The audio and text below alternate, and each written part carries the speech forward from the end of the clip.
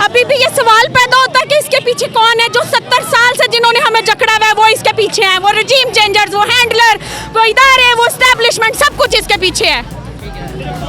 क्या वजह बनी कि उन्हें पाकिस्तान से बाहर जाना पड़ा? देखिए, उसके ऊपर ज़मीन इतनी तंग कर दी गई, सबसे पहले पाकिस्तान की सरजमीन, उसके बाद वो दुबई चला गया, वहाँ उसको ठहरने ना दिया। इनके बाप की जागीर है, इनके बाप का पाकिस्तान है, हमारा पाकिस्तान है, हम पाकिस्तानियों का पाकिस्तान है। मेरे अरशद शरीफ का पाकिस्तान था, वो एक मुहिब्बे वतन आदमी था, एक सच्चा मुसलमान था, एक मुसलमान घर से था, उसका भाई शहादत हुई उसकी। हम किधर जा रहे हैं? उसके बाद उसको लंदन में ना रहने दिया इन्होंने। और आप खुद सोचें कि वो इतना विजनरी आदमी था, पढ़ा लिखा, सेंसिबल, होशो हवास वाला, वो कीनिया जैसी जगह में क्यों पनाह लेने पे मजबूर हो गया? इन लोगों ने उसको वहां पहुंचाया, उसकी मक्तलगाह इन्होंने खुद चूज की, उसकी मक्तलगाह इन्होंने मुंतखब की, उसको वहां पहुंचाया गया, इन्होंने तरीकों से पहुंचाया, और उसको आज इस हाल में इन्होंने जिस तरह शहीद किया। और अब हमें कहने वो कत्ल हो गया। अरे वो कत्ल नहीं हुआ, वो शहीद हुआ है, वो अमर हो गया है। हम वो कह रही हैं कि पुलिस ने उन्हें रोकने की कोशिश की लेकिन रुके नहीं है, इसलिए फायर चला दिया। और इनको कहीं अपनी फिल्में अपने पास रखे, इनकी स्टोरियां हमने 70 साल से सुन ली हैं, अपने पास रखे अपनी फिल्मी स्टोरियां, हमें नहीं सुननी। वो इसलिए नहीं दिया गया, अरशद शरीफ का यहाँ जाने से मकसद यही था कि उसको इतनी ज्यादा थ्रेट्स थी। आप मुझे बताएं, अभी भी तो इतनी सहाफियों के, आरिफ हमीद भट्टी की सिस्कियां सुनी थी, आज दिल को चीर रही थी। वो एक मुहिब्बे वतन, पढ़ा लिखा पाकिस्तानी है, हमारा असासा है। ये लोग ये जहन रखते हैं, ये कलम से, अपनी आवाज़ से हमें समझाते हैं, हमें माशरे की बुराइयों के बारे में बताते हैं, अच्छाइयों के बारे में गिनवाते हैं। तो ये पढ़े लिखे लोग, ये हमारे स्टार्स हैं। ज़रूरी नहीं है कि बस आर्मी स्टार है, ये सब हमारे स्टार है। तो इनको यूं ही मारते चले जाएंगे हम। मैम, पहले समी इब्राहिम पे ऐसे ही वाक़या हुआ, उसके बाद इमरान रियाज खान के साथ, ये कब तक सहाफ़त की आवाज़ को दबोचते रहेंगे? देखिए, हर दौर में सहाफ़ियों को इसी तरह निशाना बनाया गया। जब भी उन्होंने हक़ और सच की आवाज़ बुलंद की और अपने हक़ पे जब डटे रहे, अवाम में शऊर पैदा किया अपनी ज़बान से, अपने कलम से, तो उनको इन्हीं चीज़ों का सामना करना पड़ा। लेकिन अब मैं आप सहाफ़ी भाइयों से, हमारी बिरादरी पूरी से गुजारिश है कि खुदा के लिए वो बिकाऊ माल सहाफ़ी भी निकल आए बाहर। कल तुम भी इसी का शिकार हो गए। आज तो तुम्हें हड्डी मिल, तुम इनके पैसों पे काम करने वाले गुलाम हो, लेकिन इंशाल्लाह तुम्हारा अंजाम इससे बदतर हो।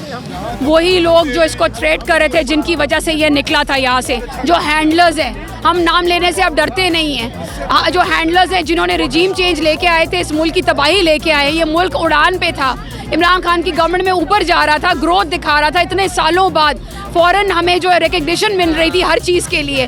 कौन था, सोचने वाली बात है, कौन था जिसको इस बात से तकलीफ थी? दो किस्म के लोग हो सकते, वो जो हम लोगों को पसंद नहीं करते पाकिस्तान को, बैरूनी कुव्वतें, और अंदरूनी कुव्वतें वो होती है जिनको जो मफाद परस्त होती हैं। तुम्हारे कौन से मफाद पूरे हो जाएंगे? मैं एज अ मदर पूछती हूँ आपसे, कौन से मफाद पूरे करोगे बच्चे मार के किसी माँ के? क्या मैं हासिल कर लोगे? कितने मारोगे? अरशद शरीफ, आप मरने को तैयार बैठे हुए, कितने लोग मारोगे? किस की आवाज़ बंद करोगे? देख नहीं रहे अवाम निकली हुई है, अवाम की आवाज़ वोट के ज़रिए सुन रहे हो, टीवी के ज़रिए सुन रहे हो। क्या तुम्हारे कान डोरे हो चुके हैं? अल्लाह ने फरमाया कुरान पाक में, मैं पर्दे डाल देता हूँ ऐसे लोगों के कानों पे। क्या तुम्हारे दिलों पे मोहर लग चुकी हुई है? हम मुसलमान हैं, हमें अल्लाह का हुक्म है सच बोलना, हमारे नबी सल्लल्लाहु अलैहि वसल्लम का हुक्म है सच बोलना। सच बोलने की सज़ा भुगत रहे हैं हम। शरीफ ने सच बोलने की सज़ा भुगती, ये तो फिरौन सज़ा देता था, यजीद सज़ा देता था। तो क्या तुम यजीद हो? क्या तुम फिरौन हो?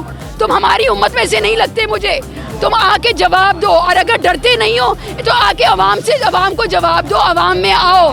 दूसरों के ऊपर डालना, ये जो आपके जो गवर्नमेंट है, वो जाके, ये मेरा सवाल है, गवर्नमेंट क्यों प्रेशराइज कर रही थी? सारी मीडिया पे, इंटरनेशनल मीडिया पे आ चुका है कि यूएई में उनको रहने नहीं दिया जा रहा था। हमारी गवर्नमेंट क्यों प्रेशराइज करी थी? मैं शहबाज शरीफ से पूछती हूँ, गवर्नमेंट से पूछती हूँ, किस चीज़ का प्रेशर डाल रहे थे? इस बंदे ने क्या किया था आपका कि आप उस पर प्रेशर डाल रहे थे? इसका मतलब है ये साबित होता है कि गवर्नमेंट इन्वॉल्व थी। गवर्नमेंट के साथ कौन इन्वॉल्व था? वहाँ पे किसने सुपारी दी उनको? वहाँ पे उनको कॉल आई है थोड़ी देर पहले कि इसी किस्म की गाड़ी आएगी, उसमें एक बच्चा हुआ है, तुमने मारना है। किसकी कॉल गई थी?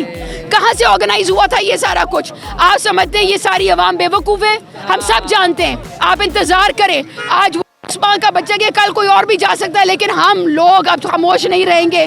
आपके ऐवानों तक पहुँचेंगे जहाँ से ये इंस्ट्रक्शंस निकली हैं। खैर मना लो अपनी, क्योंकि अल्लाह का हाथ तुम जैसे लोगों पे नहीं। कि आज इमरान खान रियाज ने कहा, काशिफ बासी ने कहा, वो अकेला यहाँ से निकला था, कोई नहीं था उसके साथ। अब वो आएगा तो हम जाएंगे उसको लेने के, अपने भाई को लेने जाएंगे। ये मत समझो कि वो अकेला है, हम में से कोई अकेला नहीं। जब ये कौम खड़ी हो जाएगी ना, तो ये 22 करोड़ है और तुम अकेले हो। याद रखना तुम अकेले रह जाओगे और तुम्हें छुपने की जगह नहीं मिलेगी। लास्ट पे क्या कहना चाहती हैं? मैं ये सुनाना चाहती हूँ, वो वाहिद दिलेर बंदा था जो नाम लेके कहता था कि सब जवाब दें। अगर पॉलिटिशियंस ने तोशा खाना का देना है तो आर्मी भी जवाब दे, ब्यूरोक्रेट्स भी जवाब दे, जुडिशरी भी जवाब दे। आज हम सिर्फ एक डिमांड करते हैं और हमारी आखिरी उम्मीद जुडिशरी है।